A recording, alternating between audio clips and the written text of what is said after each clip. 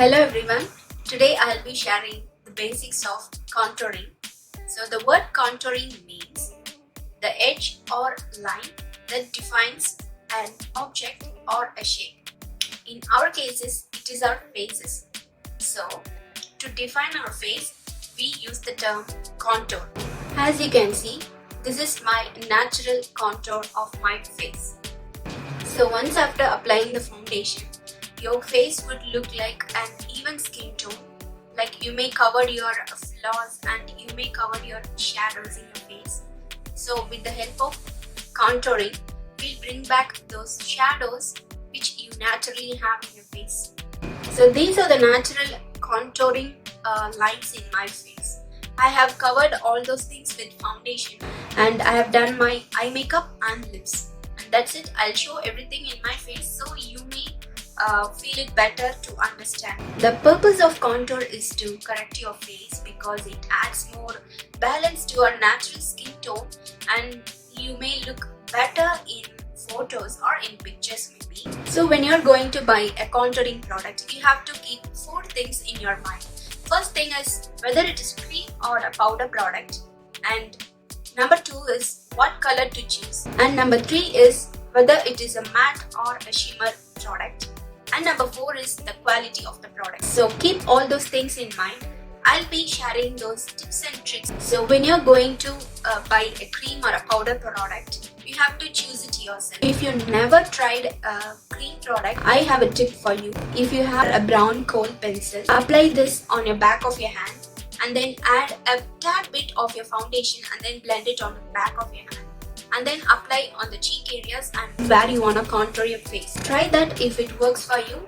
Yes, you have to go to a store and then you have to buy the product separately. So the powder product is always easy to buy, I think so, because when you set your foundation with a translucent powder or loose powder, you have to go for a darker brown shade to contour your product, because contouring products fall in the category of brown family. Number 2 is the color of the product. You can choose the color from any cosmetic products. For example, you can choose a brown shade from the eyeshadow palette, or you can try some brown lipstick or nude lipstick for your contouring techniques, and then choose how lighter or darker you want, because the lighter it will look like a bronzer, the darker it will look like a contouring product. And then choose the undertone of the product. If you fall under the category of cooler undertone, then you have to buy a contour product which has a grey undertone in it. And then if you fall under the category of warm undertone, you have to buy a contour product which has orange undertone to it. So number 3 is matte or shimmer. Bronzer and contouring powders are always 2 different things. You don't confuse with those 2 things, because bronzers had some specific shimmers in it and powders, contouring powders always look matte. There is no shimmer in it. So when you're trying to buy a shimmer product, you always have to keep in mind that shimmer product tends to absorb the light. So when you apply a shimmer product over here, it tends to absorb the light. So you may end up looking disco ball. So when you want to contour, when you want to define your face, you have to use a matte powder. So the matte powder remains the same, so it doesn't reflect the light.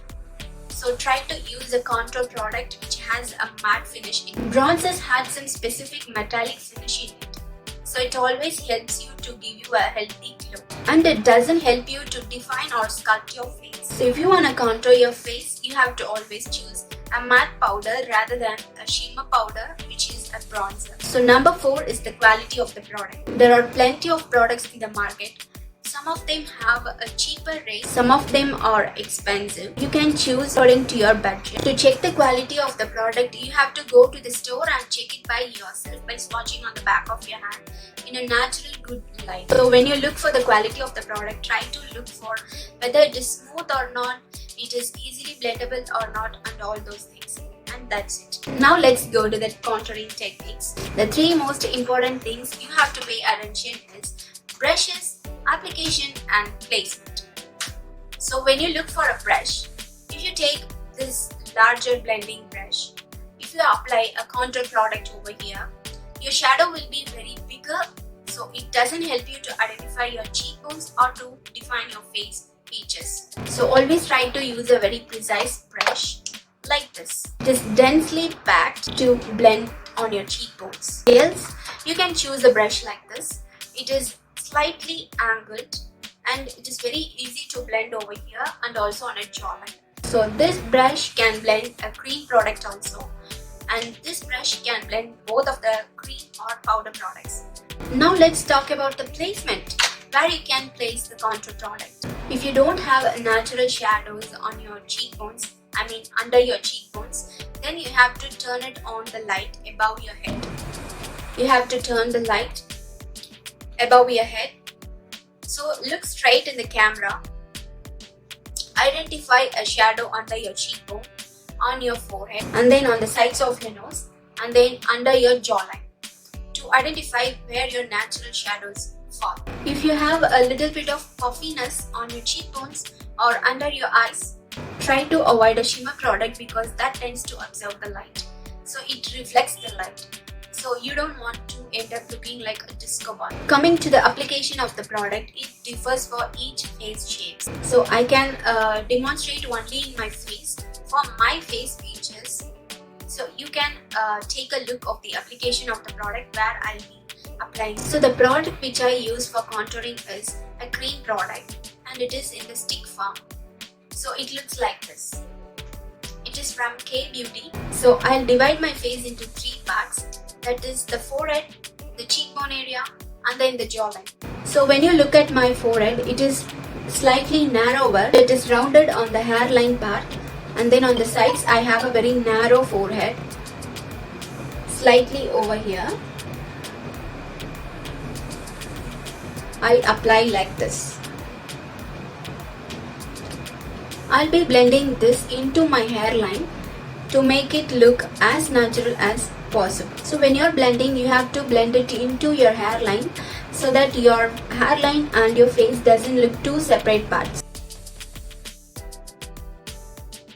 To bring my forehead forward, I use a lighter color concealer on that specific area and then I blend it using a damp beauty sponge.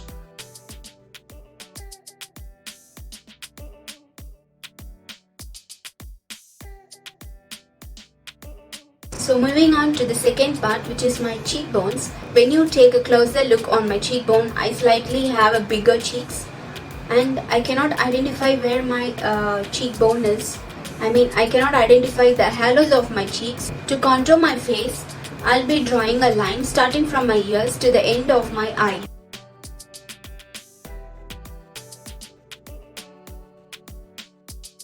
I slightly darken here and then I keep it very light over here. So when I blend it, I'll be blending this area at the back side. So when I blend here, I'll be taking the product upward.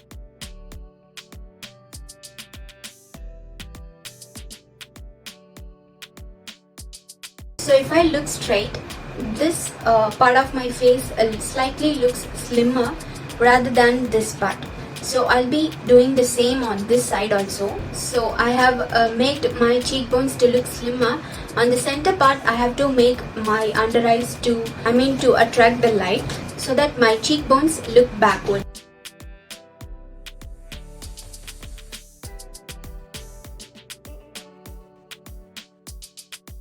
I draw a triangle on the under eyes. So I bring the line over here until my upper lip. In this side, I just drawn until here. If I take this line until here, my face will be looking rounder and I don't want that because I want to make my face to look as slimmer as possible.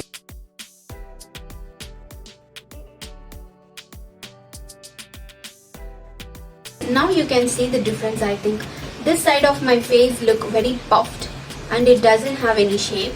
So here part of my face comes forward and this part of my face looks backward. So that is the technique of contour. You have to basically highlight the features where you want to bring front and you have to apply the darker shades where you want to make the features look backward. So I'll be repeating the same steps over this side. Now I'll be moving on to contouring my nose. When you look at my nose, it doesn't look like sharper. So I want to make it look sharper. For that, I'll be drawing a line on the sides of my nose, starting from my eyebrows I'll be drawing it until the tip of my nose. I'll be drawing on the one side of my nose to make you understand the differences between both sides. For contouring your nose, you don't have to use a larger brush like this because it tends to blend the product all over your nose. So avoid this brush for contouring your nose. You have to use slightly slimmer brush like this. It will be very precise for blending on the nose area. Can you see the difference? This side of my nose looks slightly sharper rather than this side. So to make it look sharper, you have to apply like this. If you want to explain me in detail, I'll be doing a separate video for this nose contouring.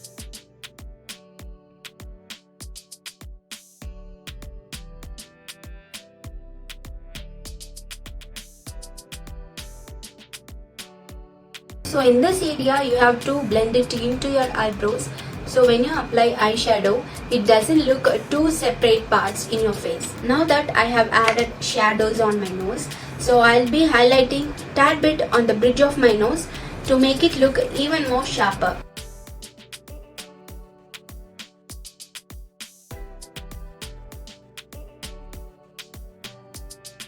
So moving on to part number 3 is our jawline. This part for everyone looks different. So when you look at a person, look at their cheekbones. It will be different for each and every person's. I have a slightly rounded cheekbone. So to make it look sharper, to make it look smaller, or even to make it look narrower, there are different type of techniques for each that. So I'll be contouring like always how I do in my makeup videos. So starting from here, I'll bring that line until here, and then I take this line to here. I'll be blending this immediately because this product has some drying form. So blend it downwards so that you have a shadow under your nose. When I blend, I join all these 3 parts, so it doesn't look a different type of colors in your face. So I made my jawline to look backward. So I want my cheek to look in the front. So for that, I'll be using a lighter shade to highlight those areas.